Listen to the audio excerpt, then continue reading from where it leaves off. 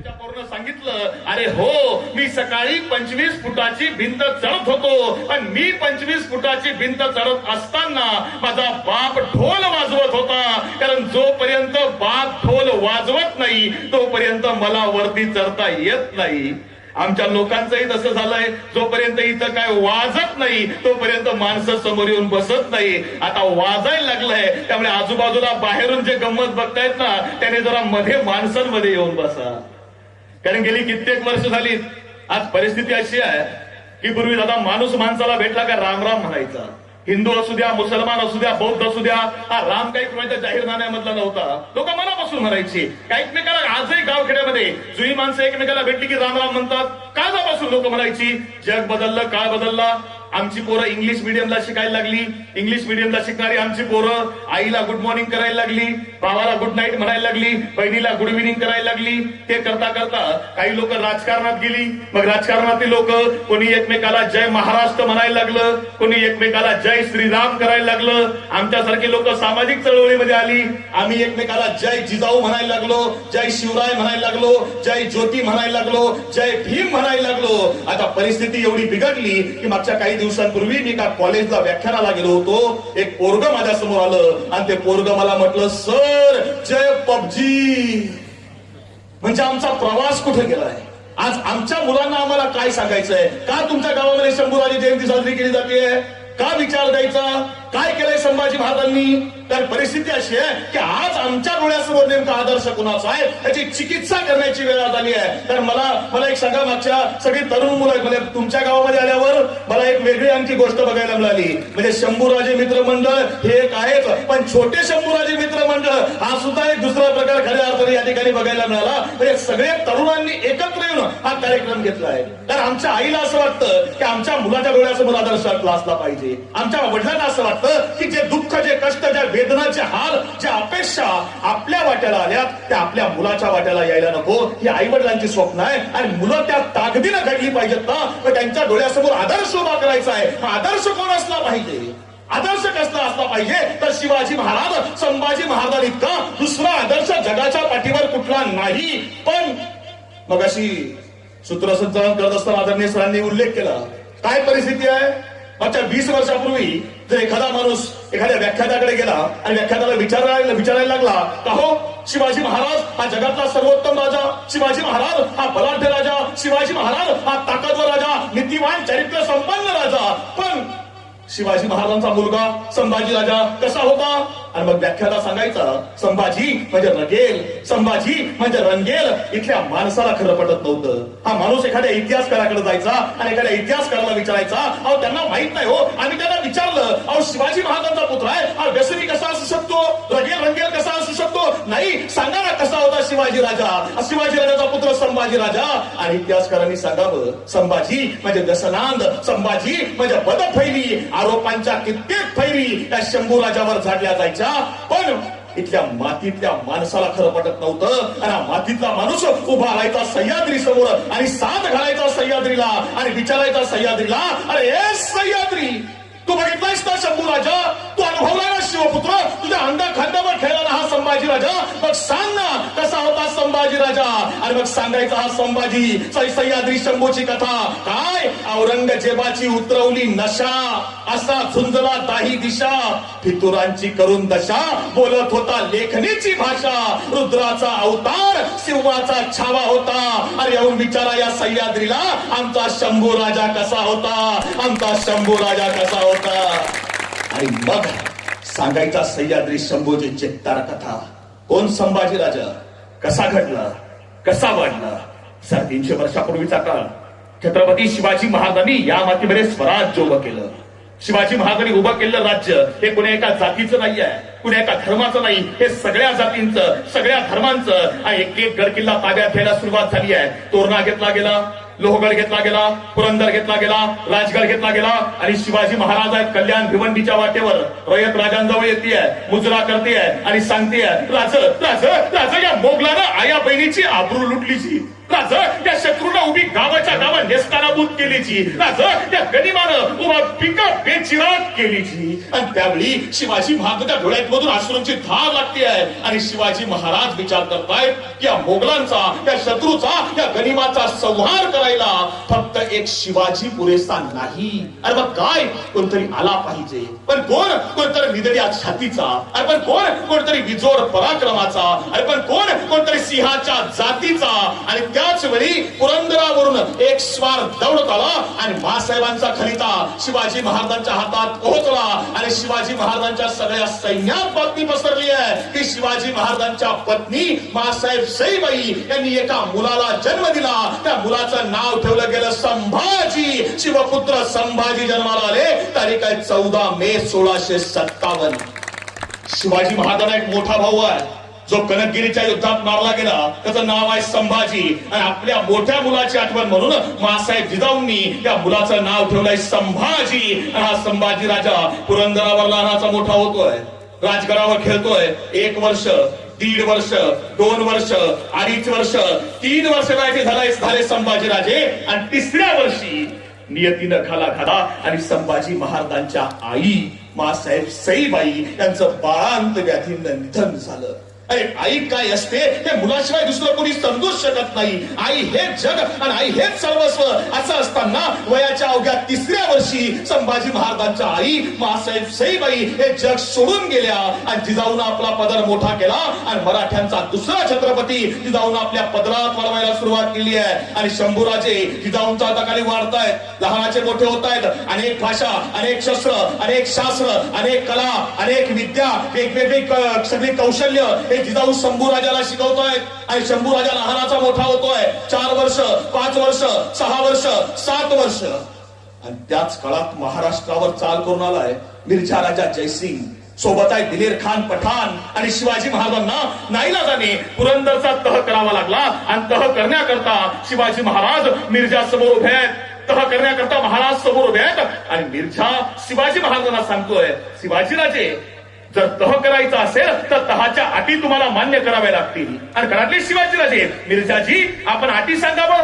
आणि मिर्झा सांगतोय, शिवाजीराजे आमची पहिली अट तुमचे 23 किल्ले तुम्ही आम्हास द्यायचे. आणि घरातले शिवाजीराजे, मिर्झाजी दिले आमचे 23 किल्ले आम्ही तुम्हाला बहाल केले तर बहुत खूप, क्या बात है शिवाजीराजे. शिवाजीराजे अब दुसरी अट तुमचा 4 लाख होण्याचा मुलूक तुम्ही आमच्या ताब्यात द्यायचा.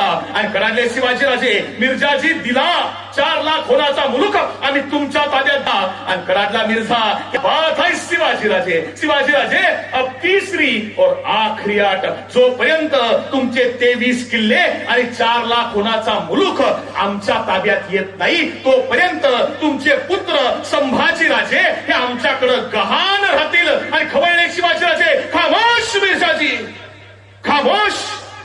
ज्या पोराकरता उभं स्वराज्य गहाण टाकायचं ते पोर तुमच्या पदरात, मोगलाच्या पदरात गहाण कधीच शक्य होणार नाही. आणि कराडला मिर्झा, शिवाजीराजे मग तह होणार नाही. एका बापाच्या आतड्याला पीळ पडायला लागला.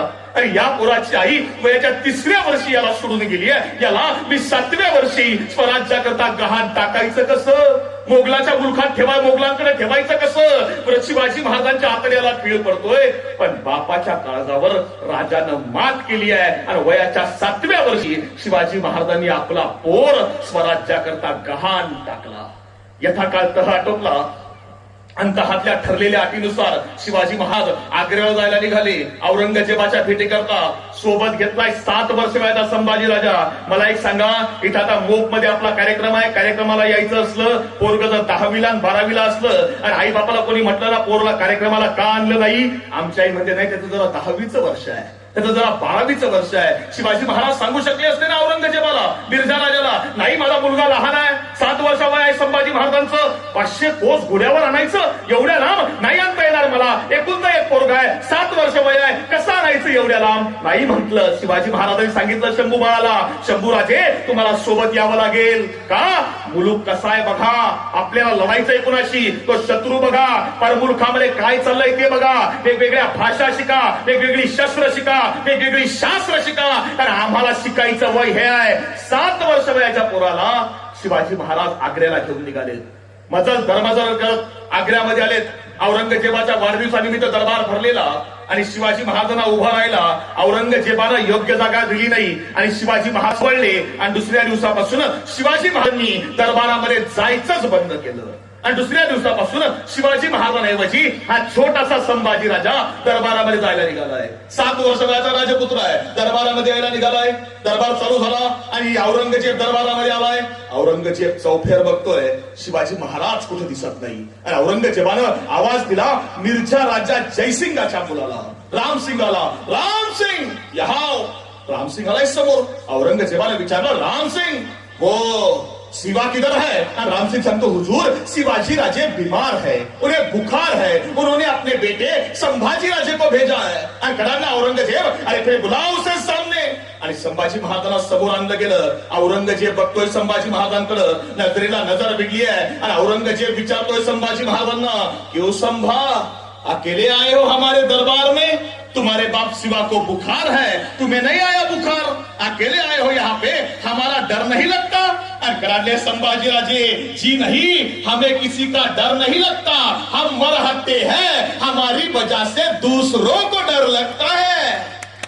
औरंगजेब कराडला, अरे क्या जबान है छोरे की. औरंगजेबानं हयातीत दिलेली पहिली दाद तुम्ही हयातभर दाद देत राहिला, जिंकू नाही शकला. आणि यथाकाळ शिवाजी महाराज आग्र्यामधून निसटले. औरंगजेबाच्या मगरमिठीमधून महाराजांची सुटका झाली. महाराज महाराष्ट्राच्या वाटेला लागले. वाटेमध्ये लागलंय मथुरा. मथुरेमध्ये गुप्तहेर खात्याचा प्रमुख बहिर्जी नाईक हा शिवाजी महाराजांना भेटायला आलाय. मुजरा केला आणि सांगितलं, महाराज महाराज एक वाईट बातमी आहे. म्हणजे काय? महाराज आपल्या पाठीशी औरंगजेबानं 1000 हेर आणि तितकेच स्वार पाठवलेत आणि प्रत्येकाला आदेश आहे की शिवाजी राजा आणि त्यांचा पोरगा संभाजी राजा दोघही बाप बेटे सोबत आहेत, दोघांना जिवंत अथवा मृत माझ्यापर्यंत घेऊन या. आणि शिवाजी महाराज विचारतायत, बहिर्जी मग आता काय करावं लागेल? आणि बहिर्जी म्हणतो, राजे उपाय एकच आहे. काय? आपल्याला संभाजी राजांना इथंच म्हणजे मथुरेमध्येच ठेवलं पाहिजे. आणि हे शब्द ऐकले तर 7 वर्ष वयाच्या कोवळ्या संभाजी महाराजांनी हा मुलगा धावत आला, शिवाजी महाराजांच्या पायाला मिठी मारली आणि धसा धसा रडतोय संभाजी राजा. इकडे शिवाजी महाराजांच्या आतड्याला पीळ पडतोय की अरे वयाच्या 3ऱ्या वर्षी या पोराची आई याला सुरू केली आहे. 7व्या वर्षी हा पोर आपण मोगलांच्या छावणीमध्ये गहाण ठेवला. आता 7.5-8 वर्ष वय आहे आणि या वयामध्ये मथुरेमध्ये ठेवायचं कुणाच्या विश्वासावर, कुणाच्या भरोशावर? तर शंभू बाळाला आठवण आली मासाहेब जिजाऊंची, यांना बघायचं कुणाकडं? या आठवण आली आपल्या वडिलांच्या आबासाहेबांची, स्वराज्याची. यानं विचार करायचा कुणाचा? शिवाजी महाराजांच्या डोळ्यामधून अश्रूंची धार लागली आहे आणि शिवाजी महाराजांच्या डोळ्यामधले अश्रू बघितले आणि हा संभाजी राजा उठून राहिला. आपले डोळे पुसले, शिवाजी महाराजांचे डोळे पुसले आणि हा शंभू राजा आपल्या वडिलांना म्हणजे शिवाजी महाराजांना सांगतोय, आबासाहेब आबासाहेब तुम्ही जा, आबासाहेब तुम्ही निघा, आबासाहेब अहो माझ्यापेक्षा महाराष्ट्राला तुमची गरज जास्त आहे, तुम्ही जावं आबासाहेब, तुम्ही जावं. आपल्या मुलाचे बोल ऐकले आणि संभाजी महाराजांना गलबलून आलं, शिवरायांना गलबलून आलं. शिवाजी महाराजांनी शंभू बाळाला मिठीत घेतलं. धसा धसा रडतायत शिवाजी महाराज. बापाचं आणि मुलाचं नातं कसं असलं पाहिजे ना, हे शिवचरित्र आणि शंभूचरित्रामधून शिकायला मिळतं. माझ्या माता भगिनींनो, शिवचरित्र शंभूचरित्र केवळ ऐकायचा विषय नाहीये. आज आमच्याकडे परिस्थिती अशी आहे की बाप घरामध्ये आला तर पोरगा अंगणात जातं आणि पोरग घरामध्ये आलं का बाप पारावर जातो, ही आमच्याकडची परिस्थिती आहे. पण 8 वर्ष वयाच्या संभाजी महाराजांना आपल्या बापाच्या डोळ्यामध्ये अश्रू दिसले, आपल्या वडिलांच्या डोळ्यामध्ये अश्रू दिसले. शंभू राजानं वडिलांच्या डोळ्यामधले अश्रू पुसले. आज अशी किती मुलं आहेत की ज्यांना बापाच्या डोळ्यामधले अश्रू दिसत आहेत? आपण जयंती साजरी करतोय ना, माझा सल्ला एकच आहे, काही नाही करता आलं ना चालेल, आपल्यामुळं आपल्या वडिलांच्या आपल्या आईच्या डोळ्यामध्ये अश्रू येणार नाही याचा विचार जरी आपण केला ना, तरी संभाजी महाराजांची जयंती केल्याचं सगळ्यात मोठं सार्थक माझ्या भावांनो आहे. हे तेवढ्या करता करायचं आहे, कारण जे संभाजी राजाला समजलं ना ते आम्हाला समजून द्यावं लागेल. आणि शिवाजी महाराज संभाजी महाराजांना मथुरेत ठेवूनच महाराष्ट्राकडे निघाले, महाराष्ट्रामध्ये आले, राजगडावर आले. आणि राजगडावर आल्यावर संभाजी महाराजांनी पहिलं काम केलं, शिवाजी महाराजांनी पहिलं काम केलं. काय केलं? सगळीकडे बातमी पसरवली आहे. काय? संभाजीचं वाटेमध्ये निधन झालं, संभाजी मरण पावला. राजगडावर संभाजी महाराज श्राद्ध सुद्धा घातलं गेलं. का? कारण त्यांना जिवंत प्रांता यावं म्हणून. पण संभाजी राजा हा जगातला पहिला आणि कदाचित एकमेव राजपुत्र आहे की ज्याचं बापानं जिवंतपणी श्राद्ध घातलंय, जिवंतपणी. आणि यथावकाश शिवाजी महाराजांनी आपल्या या पुत्राला राजपुत्राला राजगडावर सुखरूप परत आणला होता. पण राजगडावर आलेला संभाजी राजा हा आता बदलला होता. का? कारण हा राजपुत्र केवळ आता राजपुत्र नव्हे, अनेक भाषांचा, अनेक प्रांतांचा, अनेक शस्त्रांचा, अनेक शास्त्रांचा जाणकार झाला होता. हे समजलं केव्हा? हे समजलं तेव्हा तारीख आहे 6 जून 1674. रायगडावर शिवाजी महाराजांचा राज्याभिषेक चालू आहे आणि त्यावेळी एक वकील रायगडावर आलाय. त्याचं नाव आहे हेनरी ऑक्सिकन. त्याने डायरी लिहिली आहे आणि तो लिहितो की मी रायगडावर आलोय आणि रायगडावर आल्यावर माझी भेट झाली ती शिवाजी महाराजांच्या मुलाशी म्हणजे संभाजी महाराजांची. आणि ज्यावेळी मी या संभाजी राजाला भेटलो त्यावेळी माझ्या लक्षात आलं की हा शिवाजी महाराजांचा पोरगा संभाजी राजा इथल्या रयतेशी मराठीमध्ये बोलतो, उत्तरेमधल्या लोकांची हिंदीमध्ये बोलतो, इंग्रजांशी इंग्रजीमध्ये बोलतो, पोर्तुगीजांशी पोर्तुगीज मध्ये बोलतो. आणि या शिवाजी राजाने आपल्या पोराला भाषा शिकवली तरी किती? कोणाला प्रश्न पडला? इंग्रजांना. आणि त्यांनी लिहून ठेवलं. तेव्हा आमच्या लोकांना समजलं की शिवाजी महाराजांच्या मुलाला म्हणजे संभाजी महाराजांना वयाच्या 10व्या वर्षी 8 भाषा येत आहेत. 10 वर्ष वयाचे संभाजी राजे मराठी येते, हिंदी येते, संस्कृत येते, फारसी येते, तेलुगू येते, कन्नड येते, पोर्तुगीज येते, इंग्रजी येते. इंग्रजी वयाच्या 10व्या वर्षी 32 वर्ष आयुष्य झालंय. 32 वर्षामध्ये राजानं लढाया तर केल्याच पण 4 ग्रंथ सुद्धा लिहून ठेवले. नखशिका, नायिका भेद, 7 शतक, बुधभूषणम नावाचे 4 ग्रंथ लिहिले. तो बुधभूषणम नावाचा ग्रंथ वयाच्या 14व्या वर्षी संस्कृत मध्ये लिहिलाय. आणि या ग्रंथामध्ये संभाजी राजे आपल्या वडिलांचं म्हणजे शिवाजी महाराजांचं वर्णन करतायत. कालिकाल भुजंग बाबलिंगम निखिलम धर्म वेक्षम निखिलम ये जगतपती शतवशायो शिव छत्रपती जय. म्हणजे कालिका रूपी औरंगजेबाचा विळखा या महाराष्ट्राच्या मातीला पडलाय आणि या मातीचं रक्षण करण्यासाठी शिवाजी नावाचा भूपाल इथं उतरलाय. हे आई तुळजाभवानी त्या शिवाजी राजाचं रक्षण कर. कोण म्हणतं? 14 वर्ष वयाचा संभाजी राजा म्हणतो 14 वर्ष वयाचा. मला तुम्हाला प्रश्न आहे, आमची 14 वर्षाची पोरं काय करतायत? त्या पोरांचे बाप काय करतायत? म्हणजे आता मागच्या 1 वर्षापूर्वीची घटना आहे. माझं पलीकडे छत्रपती संभाजीनगरला म्हणजे जुने औरंगाबादला व्याख्यान होतं. दादा औरंगाबादला व्याख्यानाला जायचं म्हटल्यावर आता रोज व्याख्यान असतात. 365 दिवसापैकी किमान 250 दिवस रोज प्रवास आहे. त्यामुळे प्रवासामध्ये पाठ दुखते. त्यामुळे मी विचार केला की आपण शिवशाहीमध्ये जाऊया. पुण्यामध्ये शिवाजीनगरला आलो, शिवशाहीमध्ये बसलो. शिवशाही चालू झाली आहे. शिवशाही अहमदनगर पर्यंत आली. अहमदनगरला आल्यावर माझ्या बाजूच्या शीटावर एक म्हातारी आजी येऊन बसली. आजीसोबत तिचा एक नातू होता. म्हणजे 3-4 वर्ष वयाचं पोरग होतं. नातू असेल आजीचा. आणि गाडी चालू झाली आहे आणि आजीला झोप लागते आहे. आणि ते पोरग काय आजीला झोपू देत नाही. सारखी आजीची पिशवी ओढ, आजीची पाण्याची बाटली ओढ, आजीचा पदर ओढ, सारखं आजीला त्रास देतोय. आणि बिचारी आजी झोपायचा प्रयत्न करते आणि ते पोरग काही झोपू देत नाही. बराच वेळ गोंधळ चालू आहे. आणि बऱ्याच वेळा आजी मला म्हटली, बाळा मला जरा मदत करतो का? मी म्हटलं आजी काय करू? आजी म्हटली, बाळा हे पोरग काही झोपायला तयार नाही. मी याला जरा उचलते, याचे पाय तुझ्या मांडीवर देते, याचं डोकं माझ्या मांडीवर घेते, याला मी जरा थापडते म्हणजे हे जरा पटकन झोपेल. मी म्हटलं आजी हरकत नाही. आजीनं ते पोरग उचललं, त्याचे पाय माझ्या मांडीवर दिले, डोकं आजीच्या मांडीवर घेतलं. आजीनं ते पोरग थापडवायला सुरुवात केली आहे. आजी त्या पोरला थापडवते, झोपवते आणि म्हणते झोप रे डिप्लोमा, झोप रे डिप्लोमा, झोप रे डिप्लोमा. आता मला काही कळेना म्हातारी या पोराला डिप्लोमा का म्हणतीये. मी आजीला विचारलं, आजी तू या पोराला डिप्लोमा का म्हणतीये? आजी म्हटली, बाळा यो माझा नातू आहे. माझ्या पोराला डिप्लोमा करायला पुण्याला पाठवला होता. त्यानं डिप्लोमा काही केला नाही. तो यालाच घेऊन आला म्हणून याचाच डिप्लोमा ठेवलं. म्हटला ही परिस्थिती आहे. पोरं घडवायची कोणी? पोरं हा इतिहास सांगायचा कोणी? म्हणजे परिस्थिती अशी आहे की पूर्वी दादा संध्याकाळी 7 वाजले का आमच्या घरामध्ये तुकोबालाची गाथा म्हटली जायची, पसायदान म्हटलं जायचं, अभंग म्हटले जायचे, आजी आजोबा घरामध्ये असायची. पूर्वी 7 वाजता घरामध्ये दिवा पेटवला जायचा.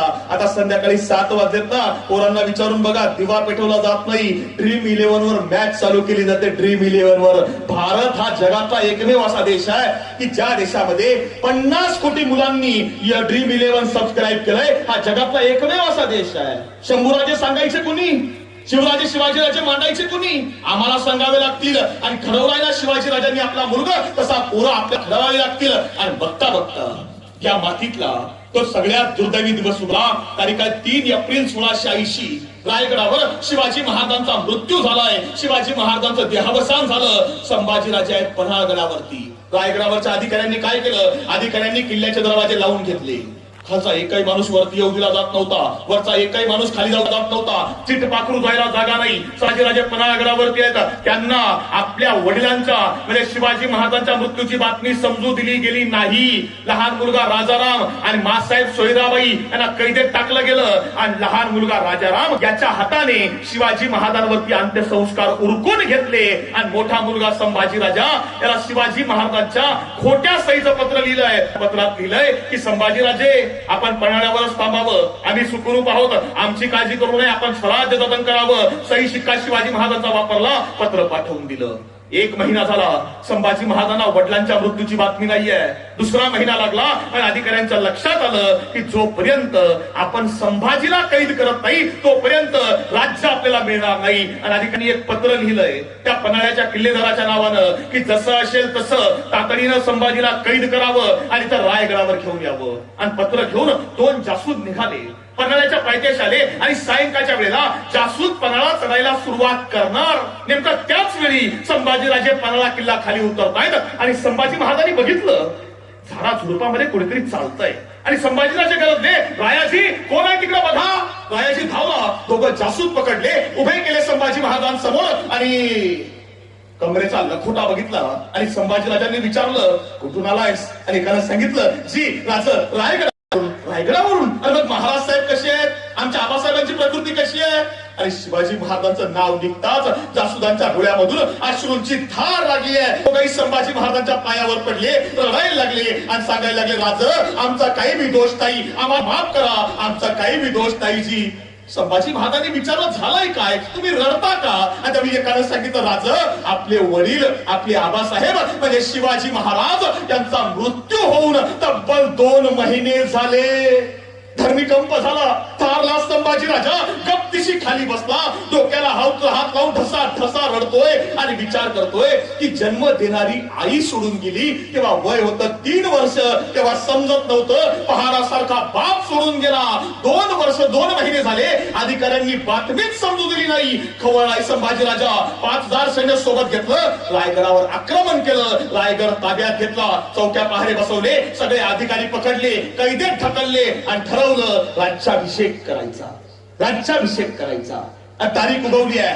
तारीख आहे 16 जानेवारी 1681.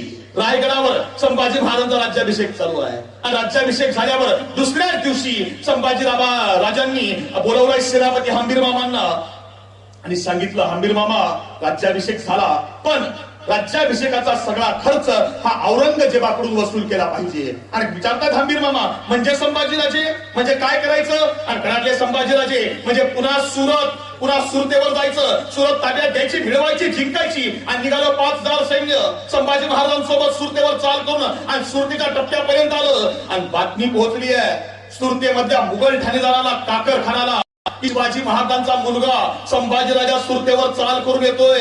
त्याने बरहानपूरच्या सुभेदाराला कळवलं सुभेदार साहब शिवाजी का बच्चा आ रहा है, अगर अपनी सूरत बचानी होगी तो फौज भेज दो. आता बरहानपूरचा सुभेदार विचार करतोय सुरत आपलं व्यापारी केंद्र आहे, सुरत वाचवलं पाहिजे. त्याला बरहानपुरामधलं सगळं सैन्य बाहेर काढलं, सुरतेवर पाठवून दिलं आणि हा बरहानपुरामध्ये निवांत बसून आहे आणि विचार करतोय आने 2 मरद ठोको सुरत में खिम्मा बना डालेंगे उनका फोका. सगळं सैन्यानं सुरतेवर पाठवून दिलं. रात्री निवांत झोपलाय आणि रात्री 12 वाजता 2 मुघल जासूद बरहानपुरामध्ये घुसले. सुभेदाराला उठवलं आणि सांगताय हुजूर गजब गया. क्या हुआ हुजूर? मराठे यहाँ बरहानपुर में आ गए. अरे कैसे आ सकते हैं? अरे वो तो सूरत जा रहे थे, यहाँ कैसे आएंगे? हुजूर वो मरहट्टे हैं, बोलते हैं सूरत, आते हैं बरहानपुर. अख्खं बरहानपुर ताब्यात घेतलं. लढाईचं कुणाशी? सैन्यच नाहीये. सगळी संपत्ती घोड्याच्या पाठीवर लादली आणि सगळी संपत्ती घोड्याच्या पाठीवर लादून संभाजी महाराज पुन्हा रायगडाच्या वाटेला लागले. तारीख आहे 28 जानेवारी 1681. म्हणजे संभाजी महाराजांचा राज्याभिषेक आहे 16 जानेवारी 1681. संभाजी महाराज बरहानपुरामध्ये आहेत 28 जानेवारी 1681. रायगड ते बरहानपूर 1000 किलोमीटरचं अंतर आहे. 1000 किलोमीटरचं 12 दिवसात पोहोचले संभाजीराजे. काय वेग घोड्याचा? कसे पोहोचले असतील, कोणाकरता झेप मारली एवढी? मला एक सांगा माझ्या माता भगिनींनो, माणसं वयाने मोठी होत नाहीत, माणसं कर्तृत्वानं मोठी होतात. त्यांचं कर्तृत्व मोठं असतं ना, त्यांना वय अर्व येत नाही. छत्रपती शिवाजी महाराजांनी स्वराज्य स्थापन करायला सुरुवात केली, वय काय होतं? 16 वर्ष. छत्रपती संभाजी महाराजांनी संस्कृत मध्ये बुधभूषण नावाचा ग्रंथ लिहिला, वय काय होतं? 14 वर्ष. महात्मा फुलेंनी भारताच्या इतिहासामधली मुलींची पहिली शाळा काढली, वय काय होतं? 21 वर्ष. भगतसिंग फासावर गेला, वय काय होतं? 23 वर्ष. सुभाषचंद्र बोस लंडनला जाऊन कलेक्टरची म्हणजे ICS ची परीक्षा पास झाले, वय काय होतं? 21 वर्ष. मग त्या वयामध्ये आमची पोरं काय करतायत? आम्ही काय करतोय? मला एक सांगा, मी शेतकऱ्याची लेकरं आहोत. शिवाजी महाराजांनी संभाजी महाराजांनी उभं केलेलं राज्य हे कोणाचं राज्य आहे? सरंजामदारांचं नाही, वतनदारांचं नाही, इथल्या राखणदारांचं नाही. राज्य कुणाचं आहे? राज्य शेतकऱ्यांचं आहे, राज्य कष्टकऱ्यांचं आहे. काय परिस्थिती आज शेतकऱ्यांची? काय अवस्था आहे शेतकऱ्यांची? आज तुमच्या विदर्भाची माती आहे. काय मगाशी आदरणीय मला माहित आहे सरांचं नाव त्यांनी उल्लेख केला की आपण शेतकऱ्यांकरता सगळी काम करणारी माणसं होतं. काय अवस्था आहे शेतकऱ्यांची? आज शिवाजी महाराजांची आठवण काय येते? कारण त्यांनी राज्य शेतकऱ्यांचं उभं केलं. संभाजी महाराजांची आठवण काय येते? त्यांनी राज्य शेतकऱ्यांकरता उभं केलं. आमच्या मातीमध्ये शेतकऱ्याची अवस्था काय आहे? तुम्हाला उदाहरण सांगतो म्हणजे समजणार आहे. हा आपला मराठवाडा आहे, बुलढाणा तुमचा वाशिम जिल्हा, पलीकडे बुलढाणा जिल्हा, बुलढाणा ओलांडला की जालना जिल्हा लागतो. जालन्यामध्ये भोकरदन म्हणून तालुका आहे, त्याला भोकरदन मध्ये पळसखेडा म्हणून गाव आहे. 3 वर्षापूर्वीची घटना आहे. आम्ही लोक विसरून जातो, कारण आमच्या इतका शेतकऱ्यांना विसरणारा प्राणी कुठलाच नाही, आम्ही विसरून जातो. त्या भोकरदन मध्ये पळसखेडा म्हणून गाव आहे. पळसखेड्यामध्ये आप्पासाहेब जाधव नावाचा शेतकरी आहे. त्या आप्पासाहेब जाधवाला 3 मुलं आहेत. मोठ्या मुलाचं नाव आहे रामेश्वर, मधल्या मुलाचं नाव आहे सुनील आणि धाकट्या मुलाचं नाव आहे अजय. मोठा मुलगा रामेश्वर हा शेती करतोय, मधला मुलगा सुनील हा मोठ्या भावाला शेतीमध्ये मदत करतोय आणि सगळ्यात धाकटा अजय जो आहे हा जालन्याला इंजिनिअरिंगचं शिक्षण घेतोय. लॉकडाऊन लागला, लॉकडाऊनच्या काळामध्ये या बापानं मोठ्या मुलाचं लग्न लावलंय. दिवाळी आली आहे, दिवाळीच्या दिवसामध्ये सगळं कुटुंब एकत्र आहे, म्हणजे तिघही भाऊ मुलं घरामध्ये एकत्र आहेत आणि शेतामध्ये गहू पेरलाय, गहू आणि गव्हाला पीक द्यायला जायचं आहे. आता तुम्हाला मला परिस्थिती माहिती आहे की लाखोंची थकबाकी असणाऱ्या कारखान्यांना 24 तास वीज आहे, लाखोंची थकबाकी असणाऱ्या MIDC महानगरपालिका नगरपालिका यांना 24 तास वीज आहे. पण शेतकऱ्याला मात्र दिवसा वीज नाही आहे, शेतकऱ्याला रात्रीची वीज आहे आणि रात्री 12 वाजता लाईट येणार आहे. म्हणून दोघही भावंड रात्री 12 वाजता शेताला गव्हाला शेतामध्ये पाणी द्याय करता निघाले. तसं धाकटा भाऊ म्हणतोय, दादा तुम्ही दोघं जण चाललाय, मी काय करू घरी एकटा, मला घेऊन चला की सोबत. ते म्हटले चल, काही हरकत नाही. तिघही भावंड शेतामध्ये आली. शेतामध्ये आल्यावर दोघं भावंड लांब बांधावर बसली आहे. मोठा भाऊ पलीकडे मोटरचं बटन आहे, ते चालू करायला गेला. त्याच्या बाजूला विजेचा पोल आहे आणि बाजूला विहीर आहे. आणि या भावाला समजलंच नाही की MSBच्या भोंगळ कारभारामुळे त्या संपूर्ण पोलला करंट उतरला होता आणि तो करंट बाजूच्या सगळ्या विहिरीतल्या पाण्यात उतरला होता. हा बटन चालू करता त्या पोल जवळ गेला, त्याला हात क्षणी विजेच्या प्रचंड धक्क्यानं हा मोठा भाऊ विहिरीमध्ये फेक गेला आणि विहिरीमध्ये फेकला असताना तो जोरात ओरडला. दोघं भाऊ लांब बसले होते, त्यांना असं वाटलं आपला भाऊ पाय घसरून विहिरीत पडला. दोघही धावत आली भावाला वाचवण्याकरता, विहिरीमध्ये उड्या मारल्या, कुणाला पोहताच आलं नाही. ती गई भावंड जागीच गतप्राण झाली, जागीच गतप्राण झाली. पहाटे 3 वाजले, लाईट गेली आहे. वय वर्ष 75 असणारा आप्पासाहेब जाधव उठला का? पोरं कशी नाही, लाईट गेली, बापाचं वय येऊ द्या, जोपर्यंत पोरं घरी येत नाही ना तोपर्यंत बापाच्या डोळ्याला डोळा लागत नसतो. हा बाप उठलाय, पायामध्ये चप्पल घातली, हातामध्ये बॅटरी घेतली, शेतामध्ये आलाय आणि पोरांना शोधायला सुरुवात केली आहे आणि आवाज देतोय, अरे बेटा रामेश्वर कुठेस, बेटा सूर्य कुठे, बेटा अजय अरे काय करतोयस? एकही पोराचा आवाज येत नाही. म्हातारा अख्ख्या शेतात फिरतोय, अरे गव्हाला पाणीच दिलं नाही, माझी पोरं गेलीत कुठं? बाप शोधतोय अख्ख्या शेतामध्ये आणि शोधत बाप चुकून त्या विहिरी जवळ आला. विहिरीच्या बाजूला मोठ्या मुलाची एक चप्पल पडलेली बघितली. नकळत सहज विहिरीवरून बॅटरी फिरवली. ती गही पोराची प्रेत फुगून वर आली होती. काय वाटलं असेल त्या बापाच्या अंतःकरणाला? काय वेदना झाल्या असतील, काय त्रास झाला असेल? 14 आमदार येऊन गेले, 3 खासदार येऊन गेले, कृषी मंत्र्यासकट 2 मंत्री येऊन गेले. सगळ्यांनी सांगितलं बाबा खूप वाईट झालं, बाबा असं व्हायला नको होतं, तुमची तीनही मुलं एकाच वेळी गेली. बाबा खूप वाईट झालं, पण बाबा आता सध्या तुम्हाला सरकारी मदत झालीच पाहिजे. पण बाबा परिस्थिती अशी आहे की आता विधान परिषदेच्या निवडणुका चालू आहे, त्याची आचारसंहिता लागली आहे आणि त्यामुळे आम्हाला सध्या मदत करता येणार नाही. बाबा तुम्हाला लवकरच मदत करतो. त्या गोष्टीला आज 3 वर्ष उलट गेली. त्या शेतकरी कुटुंबाला 1 रुपयाची सुद्धा मदत झाली नाही. का झालं असेल असं? का झालं? त्याचं कारण असं आहे, तुमचा आणि आमचा विचार करणार या व्यवस्थेमध्ये कोणी आहे का, त्याचं चिंतन आपल्याला करावं लागेल ना. आपली पोरं तिथं पाठवायला लागतील, आपली पोरं शिकवायला लागतील. आपण शेतकरी आहेत, गहू पिकवला तर ज्वारी उगवत नाही, ज्वारी पिकवली ज्वारी पेरली तर मका उगवत नाही. जे पिकवलं जे पेरलं तेच उगवतं. गहू पेरला तर गहूच उगवणार आहे आणि मका पेरला तर मकाच उगवणार आहे. चांगलं पेरलं तर चांगलं उगवणार आहे. शिवाजी महाराजांनी पेरलं म्हणून संभाजी राजा घडला. आम्हाला काय पेरावं लागेल?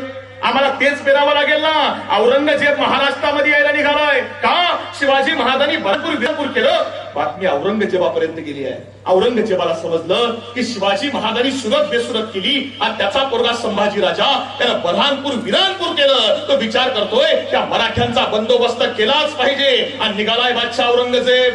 कसा आलाय? औरंगजेबाच्या राज्याची आणि शिवाजी संभाजी महाराजांच्या स्वराज्याची आपण एकदा तुलना करतो ना, म्हणजे समजतं लढाई कशी आहे. औरंगजेबाच्या राज्याचे एकूण 27 प्रांत आहे आणि त्यामधला प्रत्येक प्रांत हा स्वराज्याच्या 3 पट मोठा आहे. औरंगजेब ज्यावेळी महाराष्ट्रात येतोय त्यावेळी औरंगजेबानं सोबत आणलंय 3 लाख घोडदळ, 4 लाख पायदळ. आमच्या स्वराज्यामधलं एकूण सगळं सैन्य आहे 60,000. औरंगजेब महाराष्ट्रामध्ये आलाय त्यावेळी औरंगजेबानं सोबत आणलाय 14 कोटीचा खजिना. आमच्या महाराष्ट्रामध्ये सलग 3 वर्ष दुष्काळ आहे. तर औरंगजेब ज्यावेळी महाराष्ट्रामध्ये आलाय ना त्यावेळी औरंगजेबाचं वय आहे 61 वर्ष आणि औरंगजेबा विरुद्ध तलवार घेऊन उभा आहे संभाजी राजा. संभाजी राजाचं वय आहे फक्त 24 वर्ष. 24 आणि 24 वर्ष वयाचा संभाजी राजा कडाडला. येऊ द्या त्या औरंगजेबाला, तो येईल तर खरा पण तो जिवंत परत जाणार नाही. आणि आलाय बादशाह औरंगजेब. दिल्लीमधून निघाला, आग्र्यामध्ये आला, आग्र्यामधून निघाला, बऱ्हाणपुरामध्ये आला, बऱ्हाणपुराच्या आवाज बघितली आणि कडाडला, नाही रुकना मुझे यहाँ पे, आगे चलो. आणि आला एका शहरात, त्या शहराचं नाव आहे खडकी. हे औरंगजेब कंबरनं बसवलेलं शहर. औरंगजेबानं त्या शहराला त्याचं नाव दिलं औरंगाबाद. आणि तळ पडले, शागरे पडले, राहुटे पडले आणि औरंगजेब विचारतोय, बताओ शुरुआत कहां से करे? उस सिवा को कसंबा को कैद करा है, बताओ शुरुआत कहां से करे? एकानं सांगितलं, हुजूर ऐसा चलते हैं, करते हैं, सीधा चलते हैं पुन्हा. लाल महाल शाहिस्ता खान साहब ने वहीं से शुरुआत की थी. और औरंगजेब कराडला, अबे बेवकूफ, उस शिवा ने उस शाहिस्ता खान की उंगलियां काट दी. कहा ये संभा तुम्हारा सर न कलम कर दे, बताओ शुरुआत कहां से करे? एकाने विचारलं, ठीक है हुजूर, फिर ऐसा करते हैं, सीधा चलते हैं रायगढ़, राजधानी हाथ में आ जाएगी हुजूर, मराठों की जान है रायगढ़. आणि औरंगजेबानं बाजूला उभी असताना एका गद्दार मराठी सरदाराला विचारलं, हे तेव्हाही होते दादा, आणि तेव्हा विचारलं की क्या हम रायगढ़ जीत सकते हैं? त्यावेळी त्या गद्दार मराठी सरदारानं सांगितलं, जी नाही हुजूर, हुजूर रायगडावरच्या मराठ्यांना जर अन्नधान्य मिळत राहिलं तर मराठे तो किल्ला अख्ख्या जगाशी झुंजत ठेवतील, कुणाला जिंकू देणार नाही. कभी नहीं जीत सकते हुजूर रायगढ़, तो फिर शुरुआत कहां से है? एकानं सांगितलं, हुजूर आपण सुरुवात करायची कुठून? नाशिक जिल्ह्यातून, दिंडोरी तालुक्यातून एक किल्ला आहे, त्या किल्ल्याचं नाव आहे रामसेज. आपण रामसेज पासून सुरुवात करायची. का निवडला रामसेज? 2 कारण आहेत. पहिलं कारण असं आहे की औरंगजेबाचा बाप बादशाह शहाजहान ज्यावेळी महाराष्ट्रामध्ये आला त्यावेळी त्याने सुरुवात रामसेज पासून केली होती, त्याला यश मिळालं म्हणून पहिलं कारण रामसेज. आणि दुसरं कारण असं आहे की रामसेज जो आहे औरंगजेबाला माहिती आहे आपण महाराष्ट्रामध्ये आहोत आणि आपण महाराष्ट्रामध्ये आहोत, या गोष्टीचा फायदा त्या शिवाजी महाराजांच्या मुलानं घ्यायचं ठरवलं. त्याला माहिती आहे आपली लढाई ऐऱ्या गैऱ्याशी नाही, शिवाजी महाराजांच्या मुलाशी आहे. आणि या शिवाजी महाराजांच्या मुलानं तर फायदा उचलायचं ठरवलं तर हा काय करेल माहितीये का? मी महाराष्ट्रामध्ये आहे ना तर हा सरळ दिल्लीवर आक्रमण करेल. म्हणजे मी महाराष्ट्र जिंकेल पण दिल्ली हातामधून जाईल. आणि दिल्ली हातामधून गेली की काय होतं हे अरविंद केजरीवालने दाखवून दिलंय. त्यामुळे दिल्लीवर आपलं नियंत्रण पाहिजे आणि म्हणून दिल्लीकडे जाणारा जो रस्ता आहे तो रायगड, कल्याण, नाशिक, खानदेश, बऱ्हाणपूर आणि दिल्ली या रस्त्यावरचा मध्यवर्ती किल्ला म्हणून निवडला रामसेज. औरंगजेब कराला कौन जाएगा? उठून उभा राहिला शहाबुद्दीन खान, हुजूर हम जाएंगे. बेटा कितने दिनों में मिलेगा किला? हुजूर सकाळी जातो संध्याकाळी किल्ला घेऊन परत येतो. जाओ जाओ. मगर बेटे रामसेज पे मराठे कितने? हुजूर 500 गट्टे दारू गोळा कुछ भी नहीं हुजूर, तोफे उनके पास एक भी तोफ नाही हुजूर. आणि निघाला हा शहाबुद्दीन. 10,000 सैन्य घेतलं, 10 तोफा घेतल्या. किल्ल्याच्या पायथ्याशी आला, किल्ला बघितला आणि एवढासा किल्ला किती वेळ लागतोय जिंकायला. आणि 10,000 मुघल एकाच वेळी किल्ला चढायला लागले. त्यांनी आयुष्यामध्ये कधी किल्ला बघितलाच नाही. ते मोगल किल्ल्याच्या निम्म्यापर्यंत आले, अशा जागेवरून उभे राहिले की वरही जाता येईना आणि खाली येता येईना. टप्प्यामध्ये आले आणि त्याच वेळी गडावरच्या गोफणगुंड्या सुरू झाल्या. दगड फिरायला लागली. एक दगड यायचा, पाठीवर छातीवर मानेवर बसायचा. मोगल पाठीला पाय लावून पळत सुटायचे. एक दगड आला, शहाबुद्दीनच्या डोक्यावर बसला. पाठीला पाय लावून शहाबुद्दीन खाली पळत सुटला. किल्ल्याच्या पायथ्यालाच येऊन थांबला. एका दिवसात किल्ला जिंकता म्हणणारा शहाबुद्दीन 15 दिवस झाले किल्ल्याला वेढा देऊन किल्ला जिंकता येत नाहीये. आणि औरंगजेबाला पत्र पाठवलं, बेटे शहाबुद्दीन एक दिन में किला लाने वाले थे, क्या हुआ क्या हुआ. आणि शहाबुद्दीन हुजूर कल हमने मराठों के 4 घोड़ों को मार गिराया. औरंगजेब सांगतोय, गधे घोड़ों की बात छोड़, किले का क्या हुआ. शहाबुद्दीन लिहितोय, हुजूर हम जल्द ही किला कब्ज कर लेंगे. आणि बघता बघता 2 महिने झाले किल्ला जिंकता येत नाहीये. आणि एके दिवशी रात्र झाली आहे. रात्री 12-1 वाजता मोगलांची छावणी झोपी गेली. सगळे सैन्य मोगल झोपी गेले. आणि रात्री 12 वाजता आमच्या मावळ्यांनी दरवाजा उघडला. 200 मावळे खाली उतरले, खानाच्या छावणीमध्ये घुसले. एकच कापाकापी चालू केली आहे. सगळ्या छावण्या जाळायला सुरुवात केली आहे. आणि बघता बघता एक प्रहर चालू आहे. खान बाहेर आला, तलवार हातामध्ये घी, जळायला सुरुवात करणार. त्याच वेळी गडावरून जर हर हर महादेवचा आवाज घुमला. मावले आले तसे किल्ल्यावर पसार झाले. या शहाबुद्दीनने अख्खी रात्र जागून काढली आणि ठरवलं, या भूतांची 2 हात नाही करायचे. ये किला उडा दो, हमें जीतना नाही है किला. आणि सकाळच्या प्रहराला 10 तोफा किल्ल्याच्या समोर लावल्या गेल्या. तरबियत खान तोफेचा प्रमुख आहे. शहाबुद्दीन घोड्यावर बसलाय आणि त्याला विचारतो, बेटे कितनी देर लगेगी. आणि तरबियत म्हणतो, हुजूर तोफे तो चलने दो, आधे घंटे में किला कब्जे में, बहुत खूब, तो फिर बेटे जलाओ तोफ. आणि तरबियत खान तोफेला बत्ती देणार. त्याच वेळी गडावरच्या मावळ्यांनी तोफ डागली आहे. आणि त्या तोफेचा गोळा शहाबुद्दीनच्या घोड्यावर, शहाबुद्दीन घोड्यावरून खाली पडला. त्याला कोणतरी मागं ओढलं. तो ओरडायला लागला, अरे बेवकूफ, तुम्ही मला सांगितलं होतं ना त्या गडावरच्या मराठ्यांकडे तोफा नाही. तोफा आल्या कुठून, तोफा आल्या कुठून. आणि तरबियत सांगतो, हुजूर त्या मराठ्यांकडे तोफा नाही, पण डोकं जरूर आहे. त्यांनी लाकडाच्या तोफा बनवल्या, त्याला जनावराचं चामडं लावलं. त्यांची एक तोफ आपल्या 10 तोफांना भारी आहे हुजूर. ठीक आहे, तोफा बनवल्या. तोफगोळे बनवता येतील, तोफगोळे बनवता नाही. आणि तरबियत सांगतो, हुजूर तुम्हाला समजलं नाही. म्हटलं नाही हुजूर, मग काल रात्री मराठ्यांनी आपल्या छावणीवर हल्ला कशा चढवलेला. म्हटलं म्हणजे मराठ्यांची एक तुकडी इकडं आपल्याशी लढत होती आणि निम्मी तुकडी आपला दारू गोळा गडावर वाहत होती. हे सगळं आपलंच आहे, आपल्या डोक्यावर पडतंय. तो वैतागला शहाबुद्दीन छावणी जाऊन बसला. वैना गेला 6 महिने, वर्ष, 2 वर्ष, 5 वर्ष, 7 वर्ष झाले. रामसेज अजिंक्याचा आहे. शिवाजी महाराज म्हणायचे, माझा एक किल्ला औरंगजेबा विरुद्ध 1 वर्ष लढला तर औरंगजेबाला महाराष्ट्र जिंकायला 350 वर्ष लागतील. संभाजी महाराजांनी एक किल्ला 7 वर्ष लढवलाय. औरंगजेबाला महाराष्ट्र जिंकायला किती जन्म घ्यावे लागतील विचार सुद्धा करता येत नाही. तो संभाजी राजा आमच्या मातीमध्ये आम्हाला रगेल आणि रंगेल म्हणून शिकवला.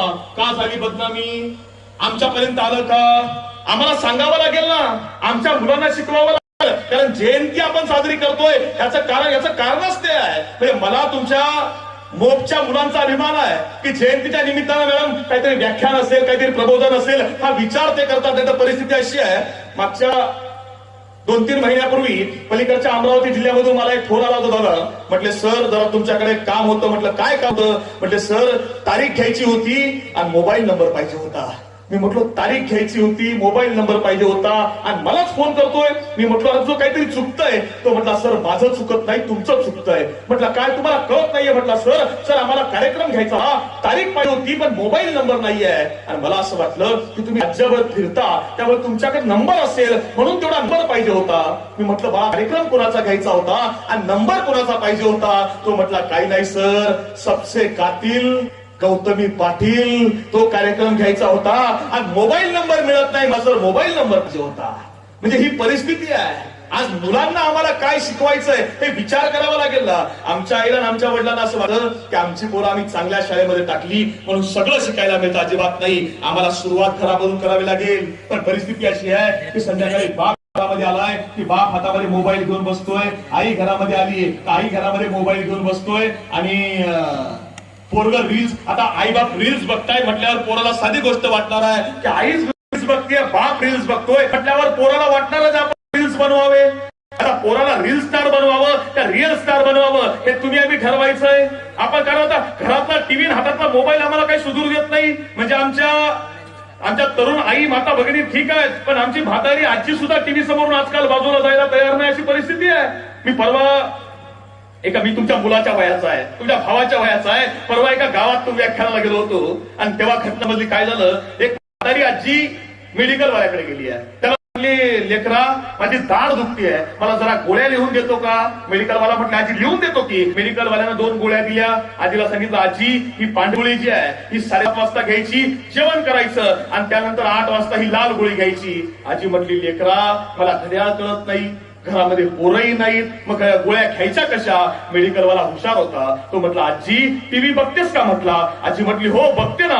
म्हटलं काय बघतेस आजी? म्हटले सगळं बघते, राणा दादा बघतीये, पाठकबाई बघतीये, सगळं बघतीये. म्हटले मग आजी एक काम करायचं. म्हटले काय? 7:30 वाजले, आई कुठं काय करते लागलं, अरुंधती आली का पांढरी गोळी घ्यायची जेवायला बसायचं. म्हटला आणि बघता जेवण झालं, रंग माझा वेगळा लागलं, दीपा आली का लाल गोळी घ्यायची. म्हटला ही घराघरांमधली परिस्थिती आहे.